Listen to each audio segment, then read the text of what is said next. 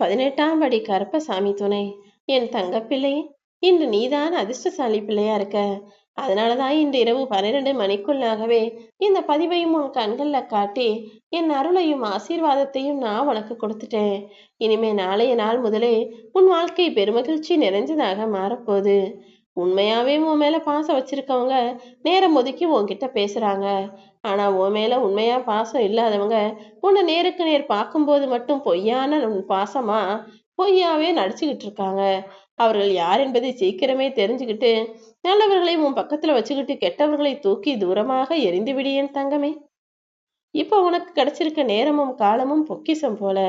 இதை சரியாக நீ பயன்படுத்திட்டினா வாழ்க்கையில் நீ சீக்கிரம் வெற்றி பெற்றலாம். அதை விட்டுட்டு இப்போ இந்த வயசுல இளமை இருக்கும் போதே, உனக்கான காலம் இருக்கும் போதே நேரத்தை வீணடிச்சிட்டினா நாளைக்கு நீ வெற்றி பெறுவதற்கும் வாழ்க்கையை நல்ல முறையில வாழ்றதுக்கும் ரொம்ப கஷ்டப்பட வேண்டியிருக்கும் என் தங்கமே. இளமைனா நான் என்ன 20 வயசுலயா இருக்கிறேன்னு கேட்காத. உனக்கு ஒன்றும் அதிகமா வயசாயிடல. இன்னும் நீ செய்ய வேண்டிய விஷயங்களும் பெற வேண்டிய வெற்றியும் அடைய வேண்டிய முன்னேற்றமும் நிறைய இருக்குது. அப்படி இருக்கும்போது இன்னும் உனக்கு வயசாயில்லைன்னு தான் நான் சொல்லுவேன். இப்ப கூட நீ நினைச்சினா உன்னுடைய வாழ்க்கையில சில மாற்றங்களை உண்டு பண்ணி சில முயற்சிகளை செஞ்சினா நீ நினைச்சதற்கும் அதிகமாகவே மிகப்பெரிய வெற்றியை உன்னால பெற முடியும். வாழ்க்கையில நான் என்ன செஞ்சாலும் தவறாவே நடக்குது, நான் என்ன நினைச்சாலும் நடக்கவே மாட்டேங்குது, அடியும் தோல்விகளுமா கிடைச்சுக்கிட்டே இருக்குன்னு துவண்டு போய் தோல்விகளிடம் நீ அடிமையாக மாட்டிக்காத. தோல்வினா வரதான் செய்யும். அதையும் தாண்டி சமாளிச்சு வெற்றி பெற தயாராகு. உனக்கு விழுந்த அடிகளை எல்லாம் நீயே படிகளாக மாத்திக்கிட்டு அதன் மேல ஏறி போய் வெற்றியின் உயரத்தை தொட்டுவிடு என் தங்கமே. யாரோட வாழ்க்கையிலும் இதுதான் கடைசின்னு எதுவுமே இல்ல. கடைசி வரைக்கும் நீ நம்பிக்கை இழக்காம தொடர்ந்து போராடினா கடைசி நொடியில் கூட உனக்கான வெற்றியை நான் எழுதி வச்சிருப்பேன். வாழ்க்கையில் ஏற்படும் சோதனைகளை சந்திக்க நீ தயாராக இருந்தால் நீ சந்திக்கிற சோதனைகளே ஒரு கட்டத்துல உன்னை சாதனையாளனாக மாத்தி காட்டும் என் தங்கமே. எது இருந்தாலும் எல்லாட்டியும் எப்போதுமே புன்னகை செய்யக்கூடிய அளவுக்கு பக்குவமான ஆளாக நீ இரு. ஏன்னா நல்லதும் கெட்டதும் நடக்கதான் செய்யும். இன்பமும் துன்பமும் வந்து போகத்தான் செய்யும். ஆனால் ஒருபோதும் நீ பிறந்ததிலிருந்தே உன் கூட இருக்கக்கூடிய இந்த புன்சிரிப்பை மட்டும் தவற விட்டுடாதே. ஏன்னா இந்த புன்சிரிப்பு தான் உன் வாழ்க்கையில நீ நல்லா வந்தே ஆகணுன்ற நம்பிக்கையை உனக்குள்ள கொடுக்கும். அதே நேரத்துல உன்னை அழிக்க நினைக்கிற எதிரிகளுக்கும் பயத்தை உண்டு பண்ணும்.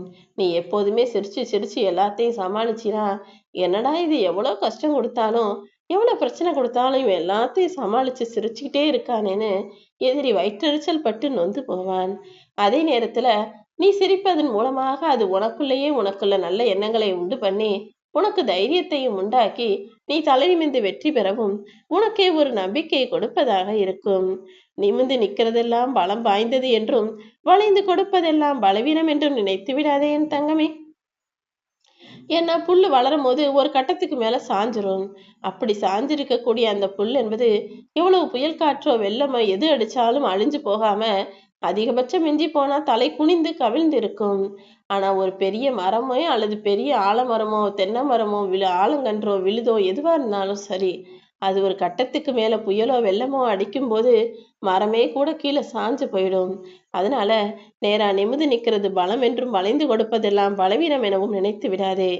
எது பலம் எது பலவீனம் என்பது அந்தந்த மனிதர்களின் குணத்தையும் அவர்களது செயலையும் பொறுத்தது.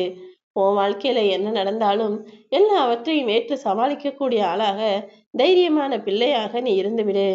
நிமிர்ந்து நிக்கிற ஈட்டியை விட வளைந்து கொடுக்கும் வில்லம்பு தானே அதிக தூரம் பாய்ஞ்சு போகுது. அப்படி நீயும் எல்லா விஷயங்களுக்கும் வளைந்து நெளிந்து அனுசரித்து போய் கடைசியில் வெற்றியை தொடக்கூடிய ஆளாக இருந்துவிடு. கடந்து போயிற நேரமும் காலமும் ஒருபோதும் திரும்ப வராது. அதனால நேரங்காலத்தை வீணடிக்காமல் எப்போதும் தெளிவான குறிக்கோளை நோக்கி முயற்சி செஞ்சு போய்கிட்டே இரு. உனக்கும் மேல நல்லா வசதியா வாழ்றவங்களை பார்த்து ஒருபோதும் ஏங்காதே.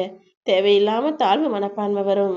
அதே நேரத்துல உனக்கு கீழே கஷ்டப்பட்டு வாழ்றவனையும் மட்டமா ஏளனமாக நினைக்காதே. அது உனக்குள்ள தலக்கணத்தை உண்டாக்கிடும். அதனாலதான் எப்பவும் யாரோடும் உன்னை ஒப்பிடாமல் நீ நீயாகவே இரு. உனக்கு தன்னம்பிக்கை வரும் என சொல்கிறேன். உனக்கு துரோகம் இழைப்பவர்களை நீ அடிக்கடி நேருக்கு நேர் சந்திப்பதன் மூலமாக அது உனக்கு தைரியத்தையும் அவங்க முன்னால ஜெயிச்சு காட்டணுன்ற விஷயத்தையும் உனக்குள்ள உண்டு பண்ணும். யாரோ உன்னை ஏமாத்திட்டாங்க, யாரோ உனக்கு துரோகம் செஞ்சுட்டாங்கன்றதுனால உன் வாழ்க்கை ஒன்றும் முடிஞ்சு போயிடாது. உன் புன்னகையின் மூலமாக அவர்களை உடைத்தெறி. நல்லா கூனி குறுகி அவர்களே உன் கண் முன்னால் தலை குனிந்து போகும் அளவிற்கு நீ தலை நிமிர்ந்து தைரியமாய் வாழ்ந்து காட்ட பழகு.